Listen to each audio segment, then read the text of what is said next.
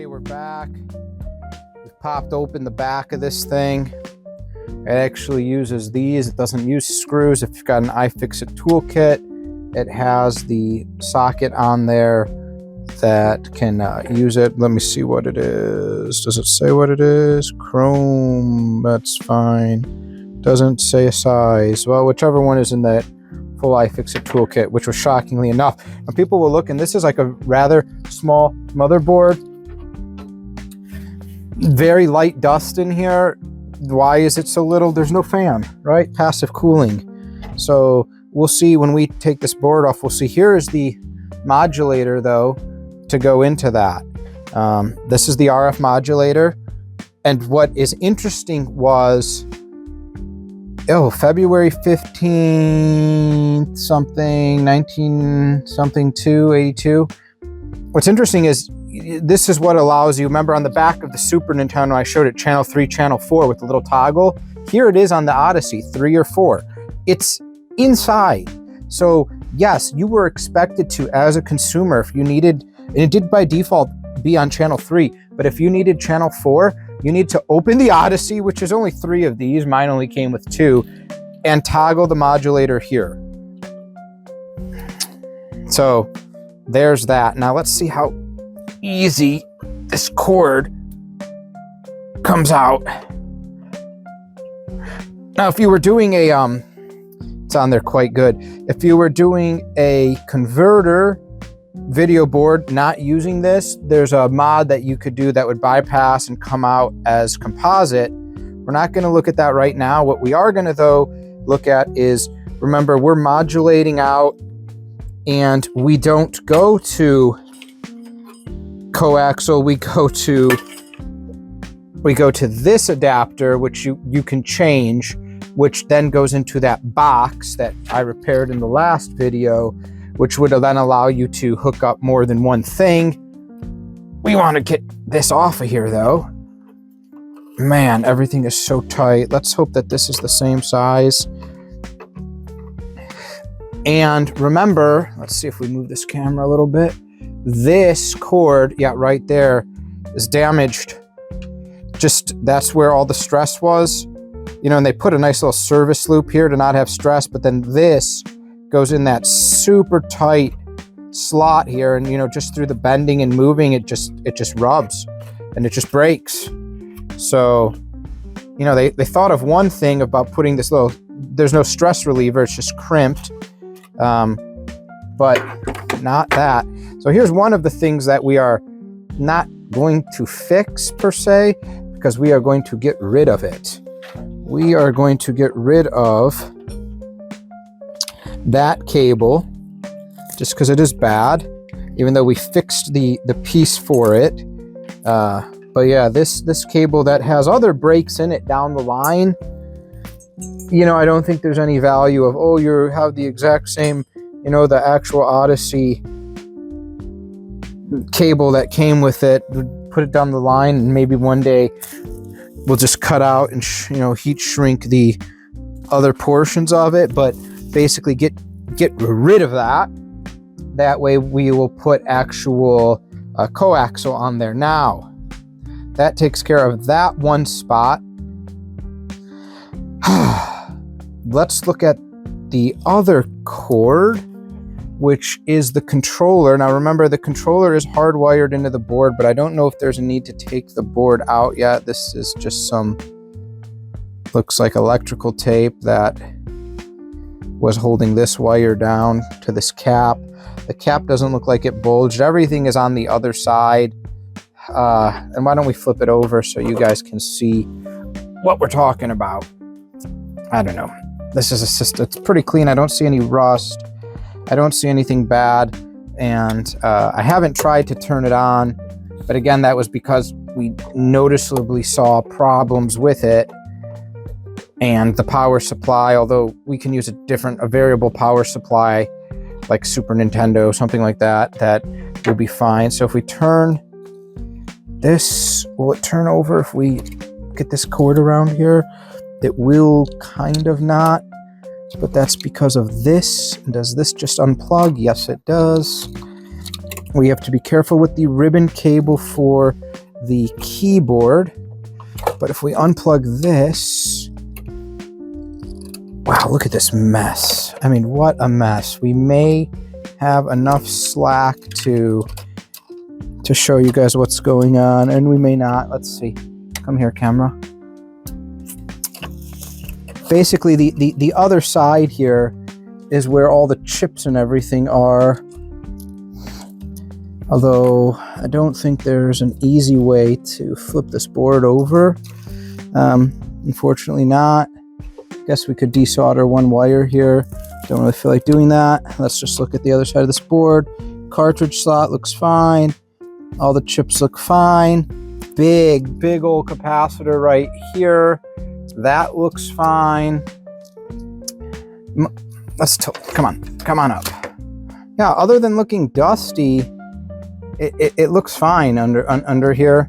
And so I'm gonna leave it, and we're gonna try to turn it on now that we're not gonna get a short from things touching metal and all this other stuff. And we're gonna see what happens. What happens? I'm gonna plug everything back in. That's what happens. Okay. Here's the here's a heatsink right here on the side. That's our passive cooling. And then our controller is hardwired here. So I'm interested about this tape on this wire. Like, look how much there is. And it's just disintegrating. But do you think the wire was breaking there? No. What on earth was this tape for? Ooh, it's all gooey and it's horrible. Oh, you know what? I wonder if they had put this tape in here and then it just slid down, because you can see how it can slide, to like, hey, let's wrap it so it doesn't cut the cable in this area. Interesting. Do we have, what do we have? Do you have an X-Acto knife down here? Yes, we do.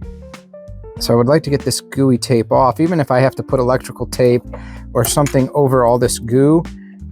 But we're gonna do that. Let me get this tape off.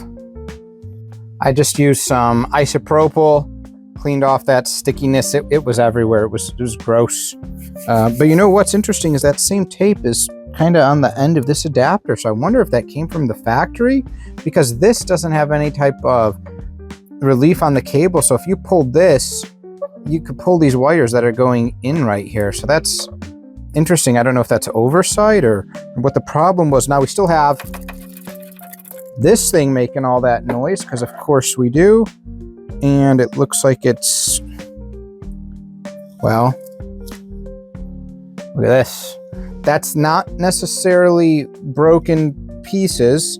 That would just be the stress relief of the cable. I'm gonna go ahead and get into that, and then we're gonna come back and we're gonna see how that goes. All right, hopefully you guys, I'm gonna shake this by my microphone.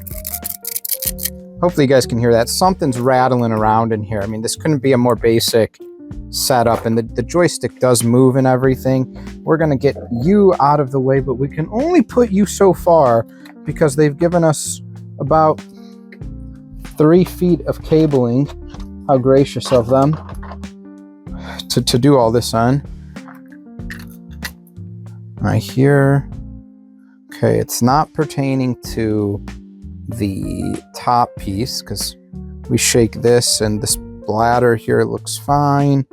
And when we move the controller, the joystick, everything moves as expected.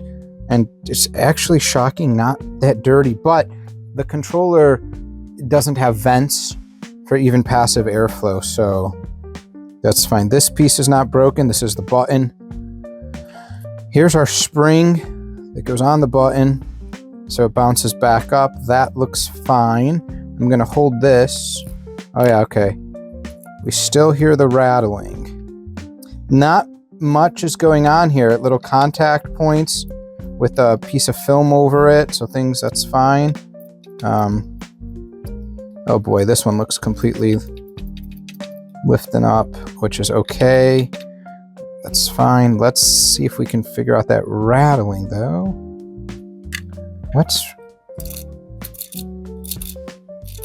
heavy rattling. There it is, right there. There's a piece of plastic indeed. Clean snap.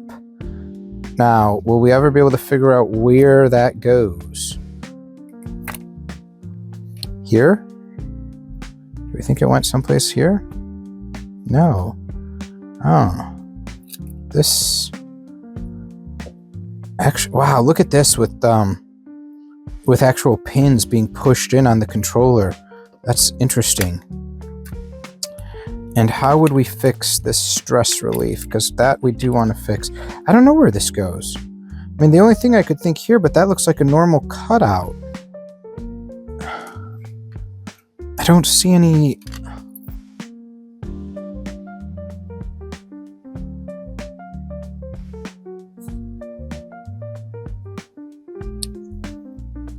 I don't see anywhere where this little thing doesn't look like it belongs to. But how else would it be in here? I mean, you know what I mean? Like, there's no way it could have broken off something and not belonged there. Now, how are we going to fix this? This piece is going to be too big to go in that way, so it would have had to have been put together and then fed back, which is fine. I guess what we'll do is we will test continuity, and then... Man, what can I shrink this with? Because a heat shrink I'd have to cut. It won't shrink. And would it just be electrical tape? If all these lines are going through, we can test here at these pinpoints down there, but I don't see... This almost looks cut. Look at this. Maybe not. Maybe it was just shoved in there. And... Well, man, it's like far away missing. Even if we did that, like, this must have been pushed in quite a bit. Because this is just melted. If we cut the stress relief down the side and take that off, I guess we should see how easily the stress relief moves. Not really. Even if we cut some of that end of it, man, not a lot of good options. It's probably would just be electrical tape to make, because it's black, and to keep it to look clean. Let's test continuity with the board, though. I'm going to speed through and test continuity. Okay, everyone, we have full continuity, and if you want to test real easy, when you come into the board, you don't have to take it out. You can go right in there. There's metal exposed, and you can test each one. So that's really nice. So we do have full continuity from each of these little pins. And then, you know, after changing the battery that just decided to die on me, that's fine. Everything's fine. Okay, now let's look at these. So these pads, okay, that's what I thought. Okay, so let's go over how this works. It's actually quite interesting, but outdated, and I might use some clear tape, but there is okay, so to complete the circuit, there is a pad in the middle, comes in, and then there's a circle around the outside. These are little pucks that are concave, and so the outsides are touching the outside of the circle. Then they're held down with clear shipping tape. Yeah, shocking. The tape doesn't matter. When you roll over, you push down, flattening the metal. The equivalent of, like, you know when you're supposed to check a lid for something and you pop it, like if the air seal is broken? That's exactly what this is. You hear the little click. And what that does is then it forces this piece of metal to come in contact with the middle and the surrounding to complete the circuit. And that's how you know which way it's moving. I mean, fascinating. That's just what they were doing at the time. Fascinating. I'm going to go ahead and electrical tape this and then feed it through and then put this back together. I didn't, you know, in a perfect world, you pull out all these pins and you do this, or you cut, or you desolder. This worked, so I don't want to go and, you know, desolder things and all of that. It's not worth it. Not worth it, that's all. So let's get this controller basically back together and test this thing out, and we'll make sure it works. This circle was around here, and this was around like this. I'm gonna feed this through even more. There we go.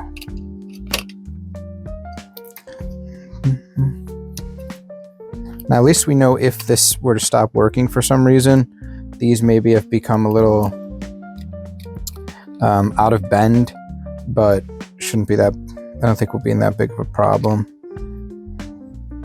Yeah, this still moves just real nice, doesn't need any cleaning. I don't understand where that break took place. That's what really confuses me.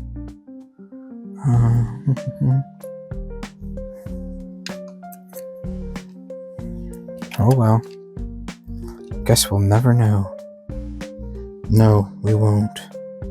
We shall see what the king has to say about this. No, we shan't. Alright, how is this? This must go on here first, since this has the only... Yeah, okay. That has the only slots to actually hold this in position.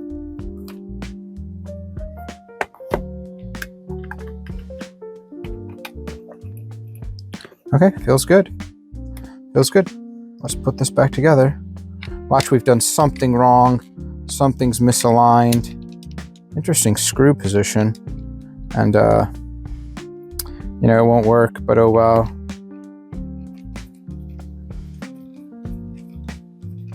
Let's get this back.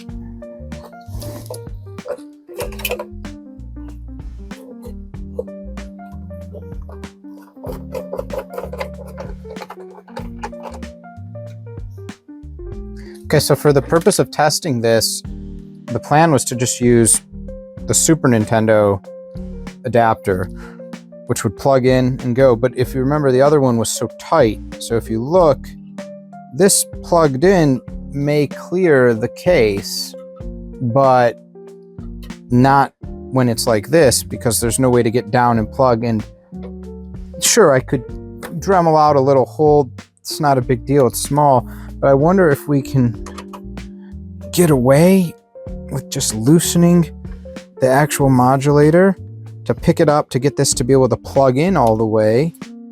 And, oh, this must be ground, huh? For like static. And if we can angle this just a little bit to get this to plug in, I don't see a problem with it making that turn, but we're going to find out once it's in all the way.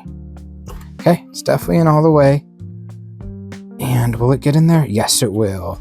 Look at that.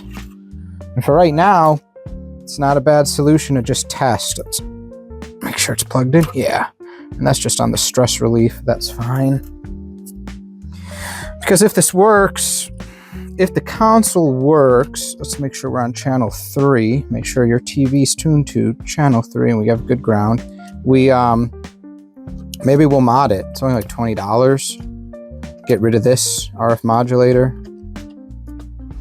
Or if not, if we don't want to use the Super Nintendo and we just wanted it to come out to normal coax, put on an adapter like this, which is basically RCA to standard coax, and drill a small hole for the normal coax cable to come out the side so we don't have to make that bend. A lot of options. Okay, sweet.